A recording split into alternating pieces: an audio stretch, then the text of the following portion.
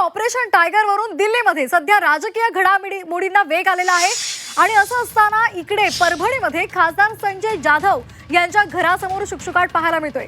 संजय जाधव नांदेड इथून चार्टर्ड विमानानं तातडीनं दिल्लीमध्ये गेले अशी सध्या माहिती मिळते।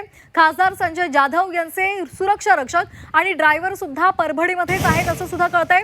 खासदार संजय जाधव ज्या गाडीनं प्रवास करतात ती गाडी सुद्धा संजय जाधव यांच्या घरासमोरच आहे असं सध्या चित्र आपल्याला दिसतंय। तर त्यांच्या घरासमोरूनच याचा आढावा घेतला आमचे प्रतिनिधी गजानन वाणी यांनी। पाहूयात।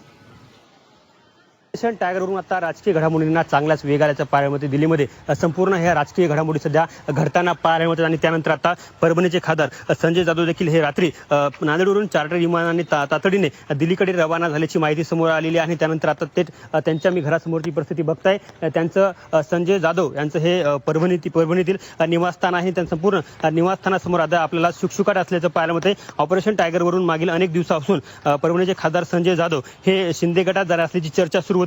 मागील अनेक दिवसापासून ते नाराज असल्याची चर्चा देखील समोर होती, कारण की परभणीमध्ये सध्या अनेक ज्या विधान परिषदेची निवडणूक आहे त्या बैठकीला देखील अनेक वेळा ते अनुपस्थित होते, अनेक बैठकींना ते गैरहजर होते। त्यामुळे ते माध्यमांशी देखील संवाद साधत नव्हते, ते नॉट रिचेबल असल्याची माहिती समोर येत होती आणि त्यानंतर आता तातडीने ते रात्री दिल्लीकडे रवाना झालेले आहेत। कारण की सगळ्यात महत्त्वाचं म्हणजे 6 खासदार जे वेगळा गट स्थापन करणार असल्याची चर्चा सध्या सुरू आहे आणि दिल्लीमध्ये सध्या तातडीनं या संपूर्ण घटनेला वेग आलेला आहे। नेमकं बघताय की सध्या संजय जाधवांचं घर आहे आणि या घरासमोर बघताय की सध्या ते नाही आहेत, त्यांची संपर्क देखील त्यांचा सध्या होऊ शकत नाही आणि संपूर्ण त्यांच्या घरासमोर देखील आता शुकशुकाट असल्याचं पाहायला मिळतंय।